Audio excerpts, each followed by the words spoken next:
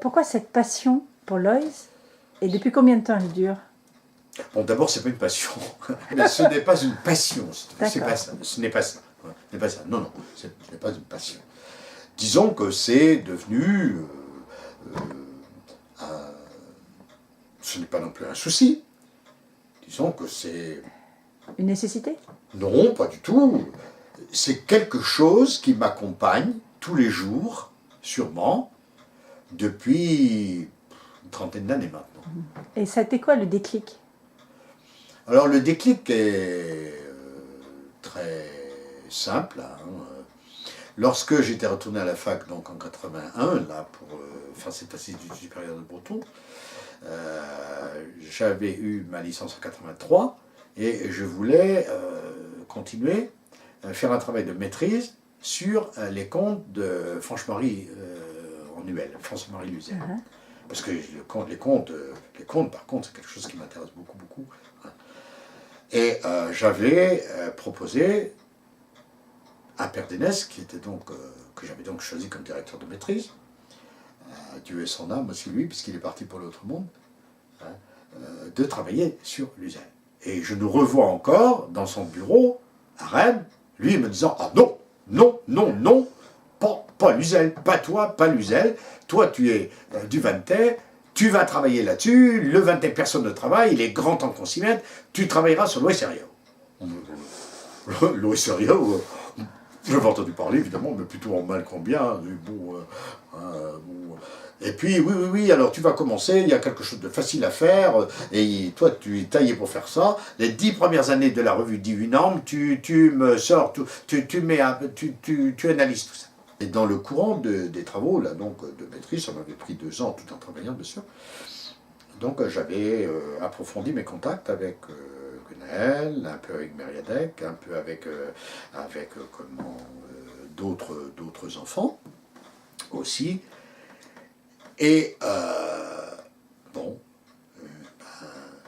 quand il s'est agi après, quelques années plus tard, en 87, de démarrer une thèse, je m'étais dit, je vais travailler sur Kandro Nankeo, donc le journal de guerre, et puis le comparer au carnet, puisque Kandro a été écrit à partir de 1933. Et cela à partir des carnets, eux, écrits durant la guerre. Et ces mêmes carnets, mais ça je l'ai compris après, réécrits aussi au jour le jour, durant la guerre, à partir des petits papiers qui servaient de support premier à l'Ouest. Parce qu'il avait dans sa poche toujours un crayon et un papier, et ça partait sur le papier, et après c'était retranscrit sur les carnets. Et donc, 1933, c'est l'époque où les bruits de guerre recommencent en Europe, où il dispose de plus de temps lui aussi, et c'est là qu'il reprend son texte. Et donc mon idée était de comparer, donc d'étudier le travail de l'écrivain, puisque Kandro est un ouvrage littéraire, contrairement au carnet de guerre, contrairement au courrier. Le courrier n'est pas c'est pas une œuvre littéraire, c'est un truc écrit comme ça. Bon, là on avait affaire à une œuvre littéraire, on avait aussi une autre... donc le travail de l'écrivain, et il y avait aussi autre chose. Il y avait, ce qui pour moi était fondamental, quelle était la valeur du témoin en Rio. Parce que beaucoup ont écrit sur la guerre des choses dont ils n'ont pas été témoins. Certains ont même écrit sur la guerre sans avoir jamais été, sans y être jamais allé plutôt. Donc il fallait savoir. Et c'était donc les 2 points, véracité du témoignage, authenticité, vérifier, et puis le travail de l'écrivain. Donc c'est pour ça que pendant des années, j'ai suivi les traces de Henriot. J'ai fait les 3 quarts de son parcours de guerre. Pas à pied, mais en voiture souvent. Non, parce que le travail de thèse a changé. Ah bon? En cours de route, oui. Parce que, j'avais donc fait l'authenticité, sur place, diverses sources, les archives militaires à Vincennes, enfin, etc. Tout ça, évidemment. On avait le pot de la chance superbe, extraordinaire, d'avoir beaucoup de papiers concernant le 88e régiment d'infanterie territoriale. C'est vraiment, vraiment. Donc, il était clair que sur le plan historique, événementiel, l'Ouest était un témoin privilégié. Super. Non, super. Quoi. Ce qu'il donnait était absolument authentique. Donc j'avais aussi commencé le travail littéraire, d'analyse, la synopse de tout ça. Et puis un jour, lors d'une visite chez Guénaël à Auray, l'une des nombreuses visites, je sais pas, je lui ai dit, je me souviens très bien, c'était un mercredi matin, je lui ai dit, mais ton père, il écrivait bien quelquefois à la maison pendant la guerre. Oh là là là, oui, oh oui, beaucoup, beaucoup, souvent.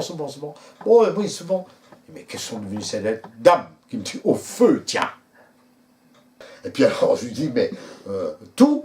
Oh, il dit, non, mais il y a peut-être une petite poignée là encore dans le grenier, il faudrait que je regarde. Bon, je suis rentré à la maison. Puis j'étais à peine rentré, le téléphone sonne, c'était lui, j'ai trouvé la poignée, viens la chercher. Moi, je suis descendu tout de suite à Auray, évidemment. Bon, on n'est pas loin, mais je suis descendu tout de suite à Auray. Puis je suis revenu avec la poignée. Et j'ai passé mon après-midi du mercredi à déchiffrer la poignée de lettres. Bon, il y avait quelques dizaines. Puis je suis redescendu, et j'ai dit à ma femme, écoute, je me suis trompé, je vais changer de sujet. Ah, mais ça va pas, tu vas pas changer de sujet, tu te rends pas compte, tout ce que tu as fait, c'est pas possible, qu'est-ce que tu vas faire? Bon, alors je lui explique, elle me dit, oui, mais enfin, rends-toi compte, quand même, rends-toi compte de ce que c'est. Ton premier sujet de thèse, c'était? C'était l'authenticité, vérifier l'authenticité et le entre travail les carnets d'écrivain, et les... Camdro. Camdro, Ouais. voilà. Et l'authenticité et le travail Et là, tu avais déjà bien avancé. Mais oui, bien sûr. Mais oui, bien sûr. Mais oui, bien sûr. J'avais bien avancé. Bon.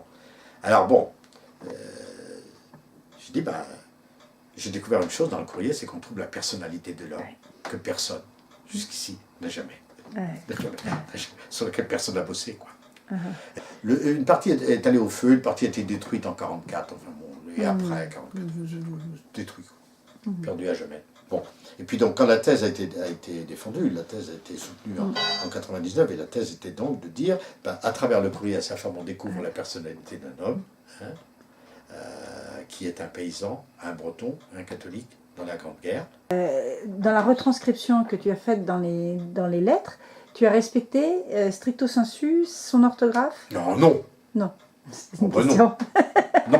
Non, parce que il continue à écrire, lui il écrit dans l'orthographe classique d'Unam, en gros. Bon, il prend des libertés avec, parce que Loïs n'est pas si attaché que ça. Hein. Loïs, moi je pense comme lui, quand on achète une boîte de chocolat, la boîte est jolie, d'accord. Mais le plus intéressant, c'est le goût du chocolat qui est dedans. Donc voilà, le reste...